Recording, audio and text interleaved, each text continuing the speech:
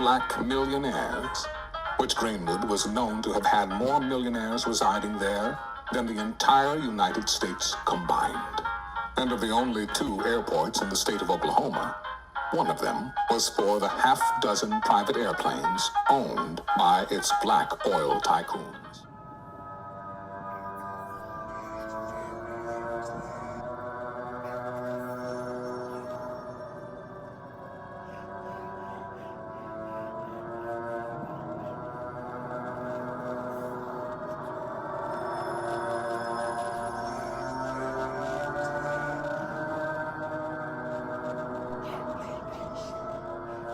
Y'all know what it is. Your boy San. Welcome to Uncle Sam's Truth. All right, let's go ahead and get into this video right here. What we're going to be talking about right now is Black Wall Street. And for those of y'all who are not familiar with Black Wall Street, let me break it down. Back then, there were a bunch of rich Black-owned towns all across the U.S. But there was this one specific town that held the most Black millionaires in the world. And this town was called Tulsa. They were thriving. And then one day it all came to an end. So make sure y'all like, share, and subscribe. And let's go ahead and get into this video. Welcome to Uncle Sam's Truth.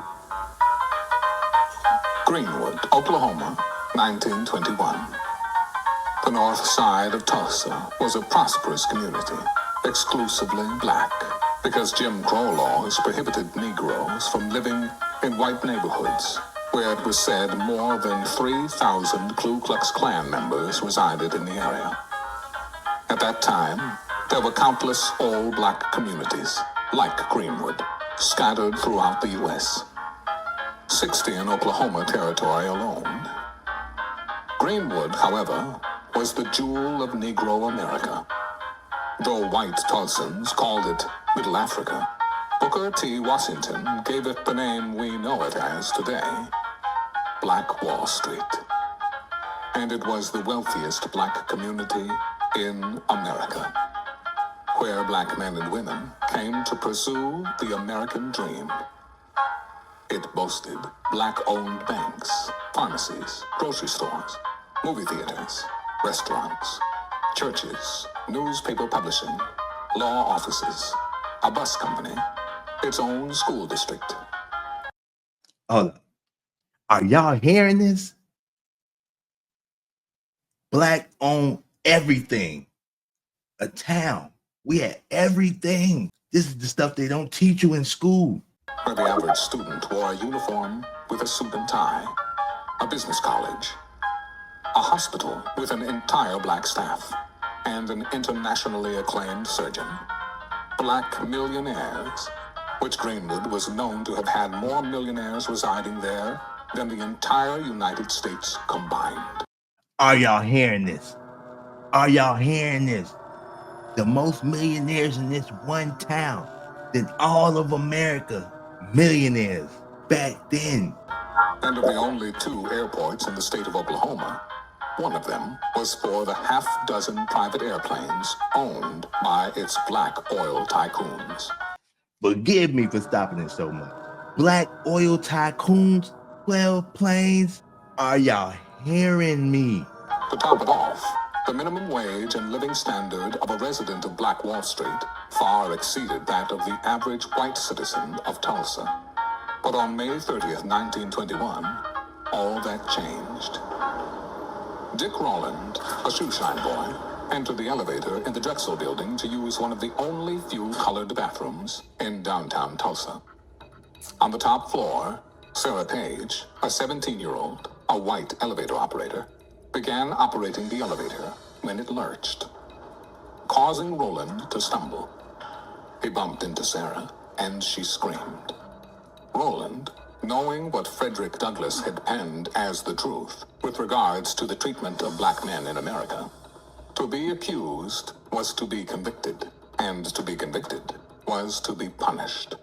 In this case, punishment, when it came to the accusations of a white woman, meant death, and knowing her scream was a likely death sentence, young Rowland ran away.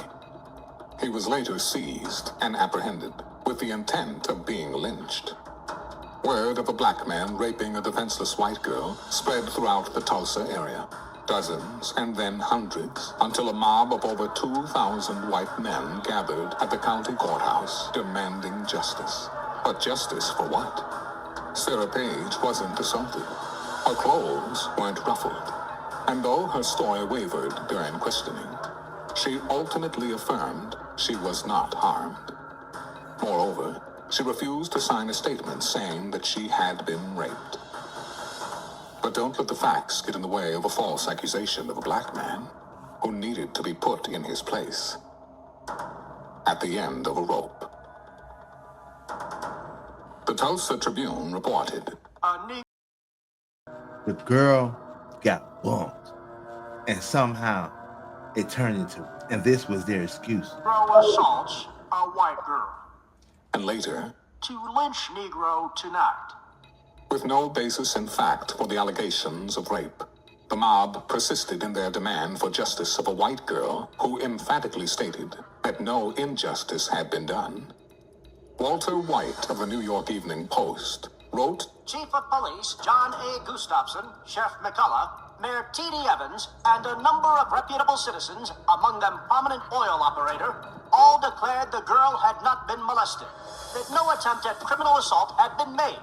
Victor F. Barnett, managing editor of the Tribune, stated that his paper had since learned that the original story that the girl's face was scratched and her clothes torn was untrue. and there you have it, fake news. But the damage had already been done, and the wheels were set in motion.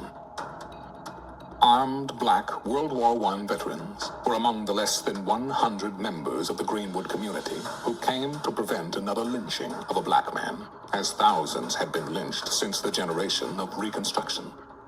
A verbal confrontation led to a shot being fired, triggering what would soon become the most bloody racial conflict in American history.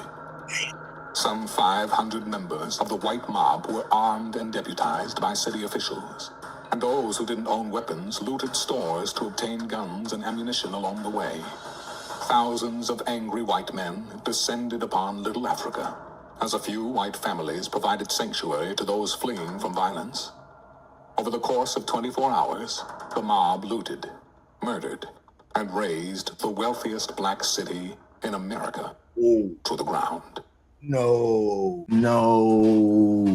Eyewitness testimony stated a dozen or more planes circled the black area, dropping burning turpentine balls over the city of Greenwood and firing bullets at black residents young and old, gunning them down in the streets. It was the first and only time Americans used planes to attack and kill its own citizens, as it destroyed an entire city. Authorities engaged in a concerted effort to prevent help from arriving until considerable damage was done by cutting off. Are y'all hearing this? Are y'all hearing this? They withheld help until the city was burned to the ground and destroyed. They dropped bombs, turpentine bombs, and they shot bullets from planes. How crazy is that? Communication requesting help, blocking transportation ways of firefighters and ambulances, and even preventing the Red Cross from coming in earlier to help the injured and terrorized community. As they passed the city's most traveled street, they held both hands high above their heads, their hats in one hand as a token of their submission to the white man's authority. They will not return to the homes they had on Tuesday afternoon, only the heaps of ashes, the angry white man's reprisal for the wrong inflicted on them by the inferior race. Tulsa Tribune. Following the massacre, insurance companies refused to compensate the residents, though the city and its officials were found negligent in preventing it. Decades of silence about the terror, violence, and theft passed. There were no convictions for any of the charges related to the murders or violence. Not one white person was ever held responsible for these crimes, though dozens of black men were indicted for inciting a riot. government and city officials not only failed to invest and rebuild the once thriving Greenwood community, but blocked efforts to do so, and even actively sought to appropriate their land.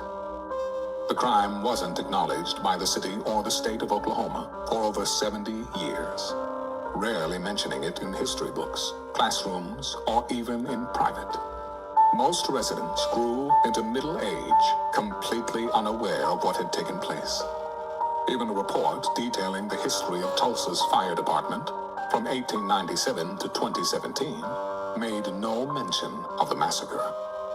And on that Memorial Day weekend, June 1st, 1921, Greenwood, Oklahoma, was brought to an abrupt end. Black Wall Street was wiped off the map. 300 African Americans murdered, possibly more, thousands injured, more than 10,000 left homeless, 40 city blocks burned to the ground, and the few homes left were completely looted. The Tulsa Real Estate Exchange estimated property losses amounting to the equivalent of more than $32 million in today's money.